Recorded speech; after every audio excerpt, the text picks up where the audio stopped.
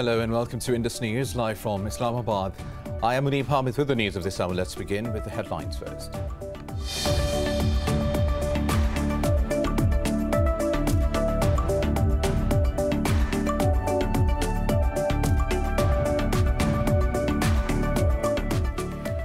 The US says it has carried out a drone strike in Afghanistan, killing an ISIS attack planner. The US Central Command said no civilian was killed in the attack in Nangarhar province. It comes a day after ISIS claimed responsibility for the Kabul airport attack that killed at least 170 people, including 13 US troops.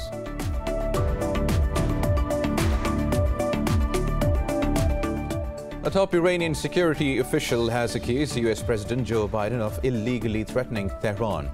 Secretary of Iran's Supreme National Security Council Ali Shamkhani said Biden's statement establishes Iran's right to reciprocate. Earlier in a meeting with Israeli Prime Minister Naftali Bennett, Biden said the US may consider other options if nuclear diplomacy with Tehran fails.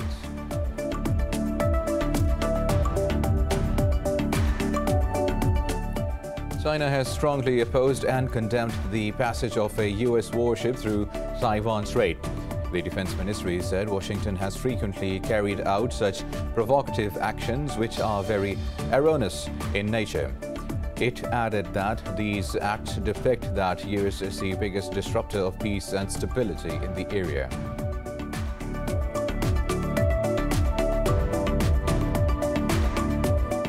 US President Joe Biden says China is withholding critical information on the origins of COVID-19. Biden's statement comes after US intelligence community said coronavirus was not developed as a bioweapon. Meanwhile, in Pakistan, 120 people have lost their lives to the virus, while nearly 4,200 tested positive overnight. While globally the virus has claimed more than 4.4 million lives and infected 215 million people so far.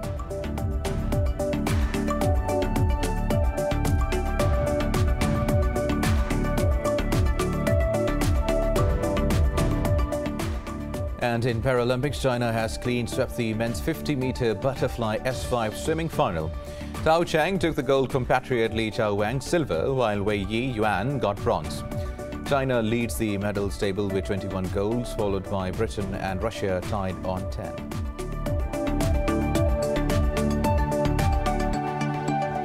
Well, these were the top stories. News in detail after a short break. Stay with us.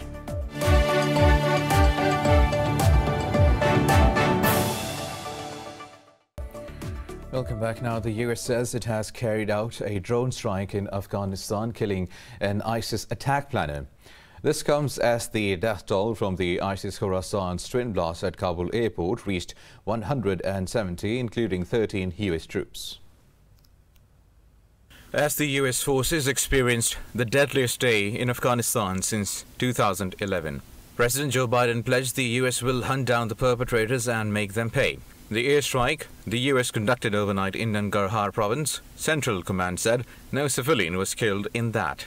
Pentagon spokesperson John Kirby says the US believes there are still specific, credible threats against the airport. Kirby said the airport remains under the US Army, denying Taliban claims that they had taken over parts of the site. State Department spokesman Ned Price said the US aims to prevent its aid to Afghans passing through Taliban coffers. He noted that the Taliban have made clear it wants US diplomatic presence to remain in Afghanistan. But Price said the US will make decision in light of protection and security of American officials. Meanwhile, the Western official said a swift passage will be provided to every foreigner to leave Afghanistan in the next 48 hours. Earlier, the US Embassy in Kabul warned Americans to avoid traveling to the airport due to security threats.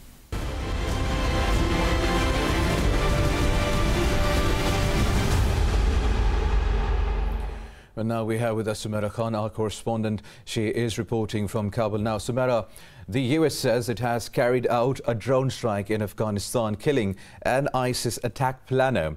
What sentiments do you see in Kabul after this strike? Yes, indeed. People are, although they have a sigh of relief, but they are not celebrating the over the horizon counter-terrorism operation and this particular airstrike on ISIS hideout in Nangarhar province of Afghanistan, because still we have the intelligence report, and that has been the real-time credible information has been shared with the Taliban forces as well, that another series of 6 terrorist activities can be expected anytime sooner in the Kabul city. Right now, where I'm standing, the compound is full of diplomats and foreign journalists, including us and many of my Pakistani colleague journalists, that this compound is on high alert, and the security has been beefed up by Taliban security squad outside, and the security of entire city has been beefed up. These 2 special forces of Al-Fateh and Al-Badri 313 special unit, they have been deployed on sensitive installations on the city. So we are just keeping our fingers crossed. Either those terrorist activities are going to be bust, or once again the Kabul will be sending out signals the way it has just the way the international community saw those signals happening and saw it getting matured in front of the Kabul International Airport. So we are hearing more, and obviously it is going to be sensitive for Kabul in the days ahead. Right, Sumaira, we also know more than 5,000 Americans are yet to be evacuated from Afghanistan. Is there any possibility of any extension in the August 31st deadline? No, not at all. There is no possibility in the deadline to be extended by the Taliban. Taliban has conveyed this message quite clear to the US forces right here. And according to our information, the information that we discussed amongst our own journalist club, who's covering every happening and every detail right here from the heart of the Kabul, there is no such thing that the deadline is going to be extended. But yes, there is going to be a coordinated liaison between Taliban and US, and it is raising questions from the people of Afghanistan, from the masses, that it seems America is going to recognize the Taliban government in Afghanistan, because now it's officially going to create a liaison with the Taliban forces who took over Kabul just 2 weeks ago. And according to our information, out of 7 gates of Hamid Karzai International Airport, including the military base, few gates have been handed over to Taliban, and it was a claim by the Taliban forces that we received last night, and this is the claim by Taliban. On the other hand, Pentagon, although refused the news, but yes, we have seen that Taliban are on the gates of those military bases and airport. Right, Sumaira, now also tell us, the Pentagon says the Taliban are not in control of any part of the military section of the Kabul airport. Is there any power struggle between the Taliban and US forces to take control of the airport? As I said earlier, there are 2 claims. One from Pentagon that there is no resistance on the gates. Second comes from Taliban, and it looks more mature, because till now every claim that has come from Taliban forces, the day where they started their voyage in Afghanistan, we see that every claim has been proven right. So we are waiting once again. As I said earlier, we have information that out of 7 gates of Hamid Karzai International Airport, including the military base that was under surveillance of US forces, yes, Taliban have captured, or not captured, but they have given the control of 3 or 4 gates by the US forces. And we have also these reports that British forces, they have completely withdrew from Afghanistan, including shutting down their Twitter account on being operated from Afghanistan, their embassy in Afghanistan, their consulates, everything. And right now there are very few NATO forces on the ground, and we are also hearing that earlier it was the number 5,800 for US troops, but right now we are getting news that the number reduces to hardly 2,000, and it will be all the US forces. We also heard that, and my colleague Anas Malik, who also got this news, that yes, we are getting news that by tonight, even by tonight, US forces are going to vacate the Hamid Karzai International Airport. The much discussed airport in the world is going to be handed over to Taliban. Right, now, lastly, Sumaira, tell us, we have seen resistance against the Taliban in northern Afghanistan's Panjshir Valley, while there were some reports of ceasefire between the 2 sides. What is the latest situation there? We were hearing from Panjshir, and we are also planning to travel to Panjshir Valley to see things with the naked eye view. But as of now, we are hearing that the talks that were held a couple of days ago, there was a halt to it because of the deadliest twin blast at the Kabul International Airport.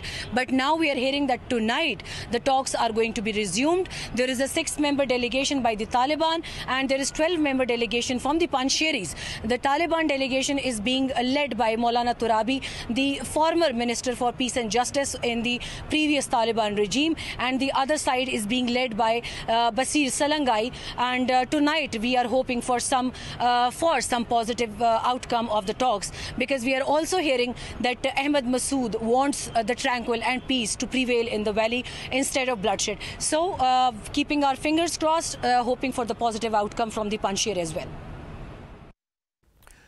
Now, for more on this, we are joined by Arshad Yousafzai, a political analyst from Peshawar.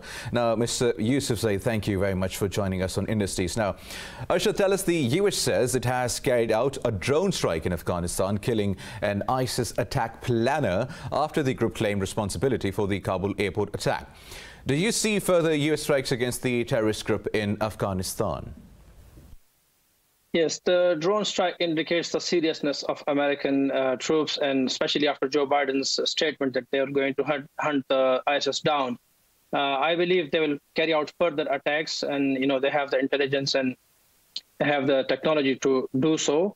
I also expect that the two enemies, the United States and the Taliban, might be sharing information in future, and US having the technology, they might provide this valuable information against ISIS-K to Taliban, who can then further carry out attacks or action against ISIS in Khorasan, in Nuristan, Kunard, and Jalalabad, Nangarhar. All right. Now, Mr. Yousafzai, we know that now more than 5,000 Americans are yet to be evacuated from Afghanistan. Now, with the August 31st evacuation deadline, do you think the United States could complete its mission, or there's a possibility of an extension? I think the U.S. is trying its best to complete the evacuation by the deadline. Despite the attacks on the airport, they haven't stopped evacuation. In fact, Pakistan was expecting 3,000 newcomers from Afghanistan yesterday. They hadn't arrived until late afternoon. But the U.S. seems serious, and they are trying to finish it as soon as possible.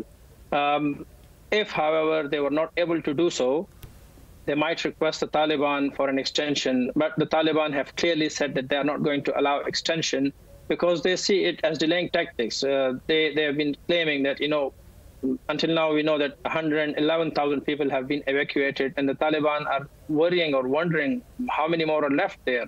The 5,000 could be evacuated in one day.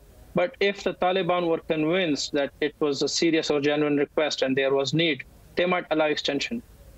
Right. Arshad, now the Taliban say their forces in Kabul airport are ready to take over, while the Pentagon says Taliban are not in control of any part of the military section of the airport. So can the Taliban take over the airport before the deadline? I don't think so. Although we heard conflicting reports last evening, in fact, the Taliban shared some footage of their soldiers going into the airport in the military section, which was later denied by the Pentagon. I believe the Taliban will wait for the deadline, and they wouldn't try taking over any part of the airport because that would be breaking their promises or not keeping their word. So they will wait out. Right. Let's just hope for the best now. I should use to say thank you very much for talking to Indus News. Well, now Pakistan has evacuated another batch of citizens and foreigners from Afghanistan. The evacuees landed in Islamabad on special flights. Islamabad has evacuated over 8,400 people so far, including over 1,100 through Tokhum border. Meanwhile, US lawmaker Lindsey Graham has lauded the efforts of Pakistan to assist in the evacuation of US citizens and other foreigners from Afghanistan. In a tweet, the Republican senator said Pakistan must be part of a sustainable solution to the conflict in Afghanistan. Graham termed the current situation in Afghanistan as very dangerous and said the region is very complicated. The senator termed the current situation in Afghanistan as very dangerous and said the region is very complicated.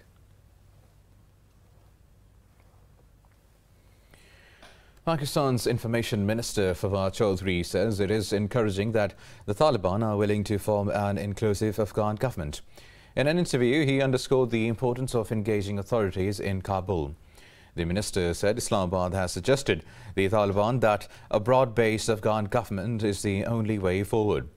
He warned that Afghanistan can become headquarters for terrorist organizations including ISIS if abandoned.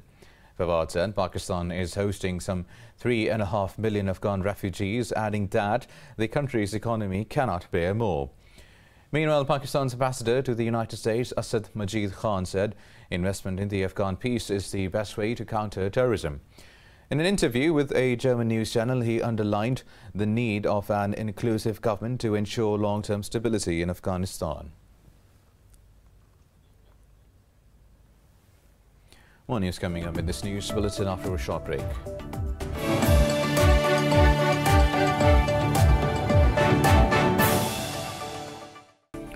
Welcome back. Now, a top Iranian security official has accused U.S. President Joe Biden of illegally threatening Tehran. Secretary of Iran's Supreme National Security Council, Ali Shamkhani, said Biden's statement establishes Iran's right to reciprocate. Earlier, in a meeting with Israeli Prime Minister Naftali Bennett, Biden said the U.S. may consider other options if nuclear diplomacy with Iran fails. While talking on the Palestinian issue, he reiterated support for a two-state solution. He stressed on refraining from actions that could exacerbate tensions. Meanwhile, Bennett welcomed Biden's statement, saying it can bridge the gap between Israeli and U.S. approaches to Iran. He said that Tel Aviv has developed a comprehensive strategy against Iran's nuclear breakouts. Meanwhile, China strongly opposed and condemned the passage of a U.S. warship through the Taiwan Strait. The Defense Ministry statement comes after a U.S.-guided missile destroyer transited through the sensitive zone. He said Washington has frequently carried out such provocative actions which are very erroneous in nature. He added these acts depict that U.S. is the biggest disruptor of peace and stability in the area. Earlier, a senior Pentagon official held talks with the Chinese military for the first time since President Joe Biden took office. The U.S. official said the discussion was focused on managing risk between the two countries. U.S. President Joe Biden has accused China of withholding critical information on the origins of COVID-19. Biden's statement comes after the U.S. intelligence community said coronavirus was not developed as a bioweapon. Details in the report. Experts believe reaching the root cause of the pandemic, that is, the origin of the virus, is as important as developing remedies for it. But controversies and heated debates continue to dampen the efforts. President Joe Biden says China worked to prevent international investigators and members of the global public health community from accessing the origin. And U.S. intelligence community says it cannot resolve whether a Chinese laboratory incident was the source of COVID-19 without more information. Beijing has rejected the U.S. report as not scientifically credible, saying it wrongly claims China is hindering a global investigation. Meanwhile, Chinese health officials have advised vaccine booster doses for those who need to travel abroad where infections are surging. In addition, people with weak immune defenses or those over 60, as they are at a higher risk of severe critical illness and death than other groups of people, are advised to have a third inoculation as a booster jab 6 months after completing the regular vaccination regimens. Over in South America, Brazil logged 761 daily deaths and more than 27,000 new infections. In Mexico, though the daily cases are lower, the death tally remains high. The country reported over 19,000 new infections and 863 fatalities overnight. Meanwhile, Argentine prosecutors have charged President Alberto Fernandez with allegedly breaking a mandatory quarantine. They say he and his partner hosted a birthday party last year with friends. The truth is that this was known because I made it public. I did not hide anything. They asked me for the list of people that entered to presidential residence during a year and a half, and I handed them the complete list. When they detected those 9 people and saw it coincided with Fabiola's birthday, they said it was a party. And the truth is that the party shouldn't have occurred, and I am sorry it happened. It wasn't made to harm anyone. It was a negligent and imprudent act. In Asia, India reported nearly 47,000 infections, the highest in nearly 2 months, and 509 deaths overnight. Philippines President Rodrigo Duterte has extended the restrictions in the capital region and some provinces until 7th of September. Australia reported a record 1,126 infections, the vast majority in New South Wales, the epicenter of the Delta-fueled outbreak. Globally, the virus has claimed more than 4.48 million lives and infected 215 million people so far. Meanwhile, Pakistan has reported 120 deaths from coronavirus over the past 24 hours. The Health Ministry says the death toll has claimed 25,535 lives. It said almost 4,200 people tested positive for the virus overnight, raising the positivity rate to 6.83%. The ministry said the caseload has exceeded 1,148,000, while more than 1 million people have recovered. It said more than 93,000 cases are active, of which nearly 5,600 are critical. Meanwhile, Pakistan has received 3.7 million Pfizer vaccine doses from the United States. Moving on now, Israeli forces have injured dozens of Palestinians while dispersing their peaceful anti-settlement protests in the occupied West Bank. The Palestinian Red Crescent says it treated 33 people who were wounded during the crackdown. It says 2 of them were injured by rubber-coated bullets, while 31 suffered suffocation after inhaling tear gas. The rally started from the main mosque of the village of Beit Dajan near Nablus. Meanwhile, Israeli troops also clamped down on another protest that erupted in the south of the city of Hebron. A local activist says occupying forces also arrested 7 journalists covering the events. According to estimates, there are about 650,000 settlers in the occupied West Bank and Jerusalem. Meanwhile, in Bangladesh, at least 21 people have died when a passenger-packed boat collided with sand-laden vessel in the Titas River in the Brahmanbaria district. Authorities said the rescue operation for dozens missing is underway. Police noted that the dead include 9 women and 2 children. Officials said the boat was carrying over 100 passengers, adding that some of those swam ashore or were rescued. Earlier in May, at least 26 persons died in a boat accident in the Padma River. Now in Senegal, up to 48 people are missing after a boat capsized 22 miles from the estuary of Senegal River. The army said Navy vessels rescued 11 passengers and retrieved a body from the waters. Now, in a statement, the army said those rescued include 8 Senegalese citizens and 3 Gambians. It said search and rescue efforts are continuing but gave no further details on the passengers or their destination. But this year has seen a rise in the number of migrants making the dangerous crossing from Africa to Spain's Canary Islands. Now in Peru, tensions have erupted as the right-wing dominated Congress confirmed the new cabinet of President Pedro Castillo. The cabinet, headed by Guaido Bellido, was approved by 73 votes to 50 against. Castillo administration was marred by allegations that some cabinet members are aligned with a Maoist rebel group. His move to appoint Bellido was also controversial. Peruvian media claim Bellido was investigated for an alleged apology for terrorism over his statements. Since Castillo's victory in the presidential runoff, far-right groups have taken to the streets calling for his annulment. They claimed thousands of his votes were fraudulent. It is a disappointment, but we are grateful with the congressmen who have defended democracy and the country's freedom. This fight is not over. The fight continues. We are not going to accept this terrorist cabinet, and we are going to question minister by minister. Now, the murderer of former U.S. presidential candidate Robert F. Kennedy has been granted release by a California parole board. The state's governor, Gavin Newsom, ultimately will decide if Sirhan Sirhan leaves the prison or not. The board's decision came after 2 of Kennedy's children appealed to release their father's killer. The local district attorney's office in Los Angeles has said they will not move to oppose his release.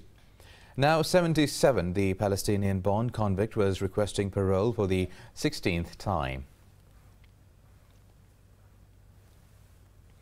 And the gun that killed American Wild West outlaw Billy the Kid sold for over $6 million at an auction. It had been expected to fetch between $2 million and $3 million.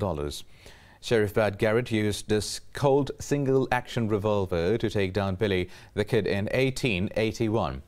Bonham's auctioneer said the gun was bought over the phone by a person who wished to remain anonymous. Bonham described the gun as the most iconic treasure of early Western history.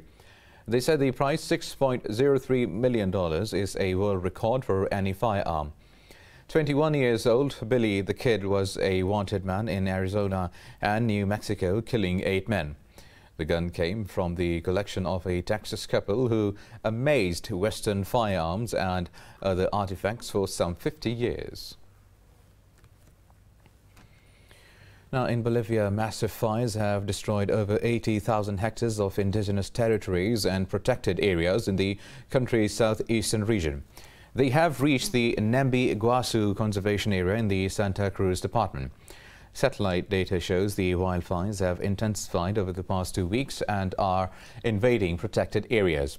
They have killed dozens of animals and also injured many others that have been rescued and transferred to a shelter in the town of Rabor. Fires broke out on 1st August and quickly grew out of control due to high winds. During the last week, they have gobbled forests and other habitats as they grow. Now, scientists claim they have discovered the world's northernmost island off the coast of Greenland. The tiny point of land was revealed by shifting pack ice. The island measures roughly 30 meters across with a peak of about 3 meters. It consists of seeped mud as well as moraine, which is soil and rock left behind by moving glaciers. The scientists say the island's appearance is not a direct consequence of global warming. The discovery comes as a battle looms among Arctic nations for control of the North Pole. Several U.S. expeditions in the area have in recent decades searched for the world's northernmost island. In 2007, Arctic veteran Dennis Schmidt discovered a similar island close by. Now, in the U.S., officials in the Washington state have eradicated the first murder hornet nest of the year. Details in this report. After a daunting procedure, workers in the protective gear were able to remove a hive of murder hornets near the town of Blaine along the Canadian border. The operation began with the removal of bark and decayed wood from the base of the alder tree. The workers vacuumed out 113 hornets from the nest before netting another 67 in the surroundings. Here in Washington, 100% of them have been in dead or dying alder trees, actually. This particular one was right at the base of an extremely rotted alder tree. I believe 2 of the combs were right, I would say right at ground level, if you will. The rest of it, they had started to work up into the extremely soft wood of the rotting alder tree. And then, of course, last year's was 8 foot up inside of a pre-existing void in an alder tree. That tree actually had quite a bit more stability to it. It wasn't quite as far gone. The species, also referred to as the murder hornets, are the world's largest hornets. They can grow up to 2 inches in length and prey on honeybees and other insects. They can conduct mass attacks on honeybee hives, destroying them in a matter of hours. We essentially advise against people that are unfamiliar with the behavior of hymenopterans to get engaged into the eradication or the control of these very formidable hornets. I mean, the Asian giant hornet is the largest hornet in the world and can cause some very serious damage to a person who is not familiar with their behavior, or we really advise and strongly advise people to say, look, if you have reason to believe that there is a nest somewhere, contact the authorities. The hornets are not native to North America, and the species were first detected in the United States in 2019 when a hornet was reported in Whatcom County.